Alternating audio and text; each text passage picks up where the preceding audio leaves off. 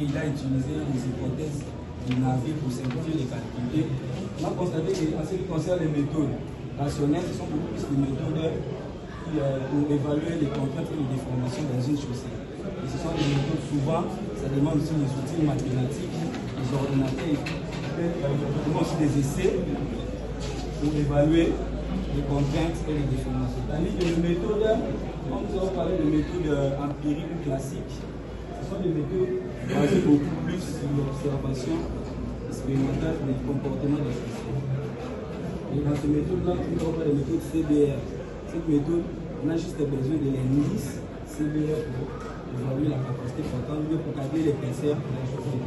Comme la barre montre ici, on dit que la barre donne l'épaisseur de la chaussée en fonction du CBR. Il suffit de connaître le CBR et on connaît la charge P.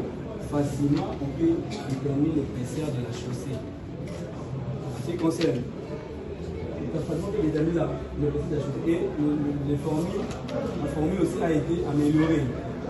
Après, le petit a donné sa formule pour calculer l'épaisseur. Et puis, nous avons parlé aussi des avantages et des désavantages de chaque méthode. C'est des catégories de méthodes, les méthodes rationnelles, les méthodes semi-empiriques rationnelles, les méthodes empiriques ou classiques. Et nous avons parlé de la limitation, parce que chaque méthode a ses limitations. Par exemple, concernant les méthodes empiriques, les méthodes empiriques, ce sont des méthodes qui facilitent la tâche. Ce sont des méthodes qui ne demandent pas assez de paramètres pour calculer. Si tu demandes des comparaisons, si tu connais que les CBR, facilement tu peux calculer l'épaisseur de la chaussée. Tandis que, en ce qui concerne les méthodes rationnelles, ce sont des méthodes qui demandent beaucoup plus de paramètres. Une étude détaillée en ce qui concerne le comportement des matériaux. Nous avons aussi parlé des hypothèses de chaque méthode. Chaque méthode a ses hypothèses qu'il a considérées. Surtout, ça se concerne les méthodes rationnelles. Ce sont des méthodes qui se basent beaucoup plus sur le comportement des matériaux. Et par là, quand nous sommes proposés une structure de la chaussée, puis nous avons calculé le prix de l'ouvrage. En quelque sorte, maintenant la note d'analyse est basée beaucoup plus sur.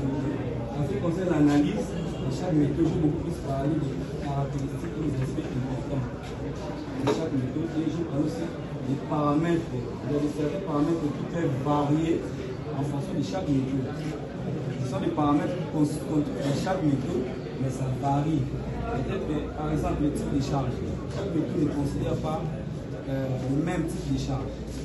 Par exemple, la méthode CBR considère la charge P qui est la charge par roue.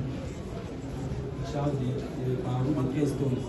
Tandis que la charge par roue, la charge P, on considère les 13 tonnes. Par roue de 13 tonnes. Non, je dis la charge par roue. Et la charge par roue sur le 6. C'est le 6. Il divise par 2, 6 sur 10.